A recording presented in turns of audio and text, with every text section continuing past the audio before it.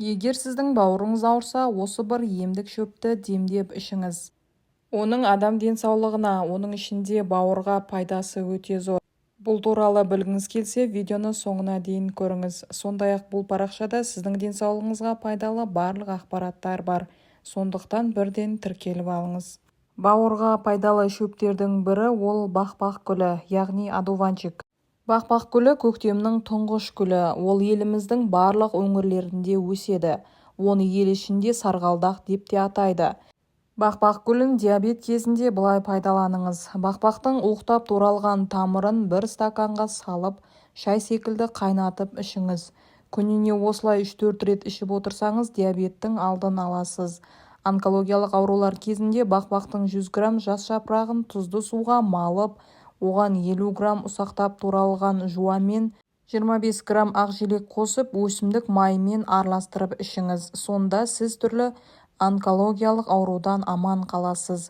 Сондай-ақ бүйректің қабынуы кезінде бақбақтың тамырын үкіштен үгіп, күніне 2 рет тамақ ішерден жарты сағат бұрын тұтыныңыз.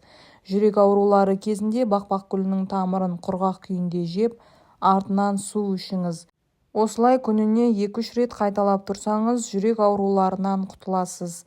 Ал егер арықтағыңыз келсе, 2 ас қасық немесе 1 ас қасық бақбақ жапырағын суға салып қайнатып 6-8 сағат аралығында термоста сақтаңыз. Кейін кішкентай жұтыммен ішсеңіз болады. Ал теріңізді ағарту үшін бақбақ гүлін жарты литр суға жарты сағат қайнатып, бетіңізді таңертең және кешке сүртіңіз. Бүгінгі таңда өсімдіктен шығатын сүттен түрлі иіс майда жасалады.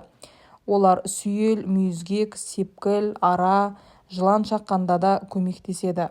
Бақбақтың жапырақтарында каротиноидтық заттар бар, С және В2 витаминдері де бар. Ал тез сіңетін кальций, фосфор, темір, магний, марганец тұздарының көптеген жапырақтары түрлі көкөністердегіден де асып түседі. Жапырақтарынан және гүл сабақшаларынан қант, инозит табылған. Тамырлары мен жапырақтарындағы сүтсымақта шырыш және ащы зат, гликозид, тараксацин бар. Тамырларында крахмалдың орнына әсіресе күзде 25%-ға дейін инулин жиналады. Жапырақтарындағы ашқылтым дәмінен құтылу үшін жапырақтарды әбден ағарғанға дейін сабынмен бүркейді, немесе жапырақтың кесінділерін 30 минут тұзды суда ұстайды. Ашқылтым дәмі қайтқанда және қуырғанда кетеді. Тағамға әсіресе көктем кезінде маринадталған гүл сабақшаларында пайдаланады. Ал қуырған тамырларын кофе орнына ішеді. Емдік мақсатқа жапырақтары мен тамырларының сөлін тәбет ашатын, ас қорытуды жақсартатын және қан тазартатын дәрі ретінде пайдаланады. Бақбақтан істелген тағам бауырды жақсартады және зат алмасуды дұрыстайды деген ұйғарым бар. Әртүрлі халықтық медицинасында тамыр мен құрғақ шөптің қайнатпасын асқазанның әртүрлі ауруларына өт айдайтын, іш босататын, қақырық түсіретін дәрі ретінде, сондай-ақ май толық сіңбегенде қолданылады. Атеросклерозды, анемияны да емдеуге болады. Тамырдан істелген ұнтақтар әртүрлі тері ауруларына және пигмент тақтарын кетіруге пайдаланған. Бақбақ дәрілік өсімдік. Гүл сабағын жапырақтарын сындырсаңыз, сүт тамшылары шып-шып етіп шығады. Жапырақтары түп жағында топтасып орналасады. Бақбақтың жапырақтарында каротиноидтық заттар мол, С және В2 витаминдері де оның бойынан табылады. Ал жапырақтарынан инозит табылған. Бақбақтың шөбін, тамырын дәрі үшін жинайды. Бақбақты асқа тәбетті ашып, ас қорыту жүйесінің жұмысына көмектесу үшін пайдаланған.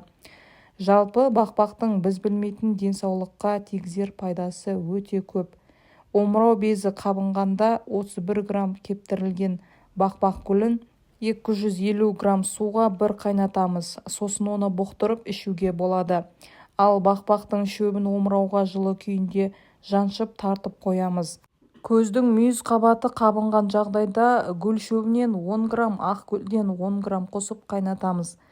Қайнатпа салқындаған кезде онымен көзді жуамыз. Бадамша безіңіз қабынған болса, бақбақтың 15 грамм ошағын тұқымынан 3 грамм, борпылдақ саңырауқұлақтан 3 грамм, қызылмия тамырынан 3 грамм қосып қайнатамыз. Содан оны бұқтырып ішуге болады. Сонда ауруыңыздан оңай айығасыз. Созылмалы іш қатуға бақбақты суға қайнатамыз. Содан онымен ауырып тұрған жерді дәке арқылы ысқылап, орап тастаймыз. Өт қалтасының қабынуына бақбақ тамырынан 62 грамм, ал жусаннан 31 грамм, мысық жалбыздан 15 грамм қосып қайнатуға болады. Дайын болған қайнатпаны үздіксіз ішіп отырамыз. Осылайша аурудан тез сауығуға болады. Ал құлағыңыз ауырса 2-5 тамшы лимон шырынын тамызыңыз. Бұл құлақтың ауруын басады және естуді жақсартады. Бақбақ пен оның ащы заттарының сіріндісі имупред препаратында бар. Және басқа 6 дәрілік өсімдіктермен бірге ол қабынуға қарсы қасиеті арқылы иммундық қорғану жүйесін нығайту үшін пайдаланылған. Мұнан өзге кейбір елдерде бақбақтан тосап, шарап сынды сусындар жасайды. Енді бір елдер осы гүлді отбасы мүшелерін сәтсіздіктерден сақтайды қасиетті өсімдік ретінде құрмет тұтады. Сонымен қатар бақбақты ақшаның нышаны ретінде санайтындар да жоқ емес. Бақбақ әсіресе бауыр және өт жолдары үшін өте пайдалы. Бауыр жұмысына жақсы әсер етеді. Сонымен қатар өт айдағыш қасиетке де ие. Ем болсын, ауырмаңыз. Ал осы видео сізге пайдалы болса, жақындарыңызбен бөлісіп, каналға тіркеле кетіңіз.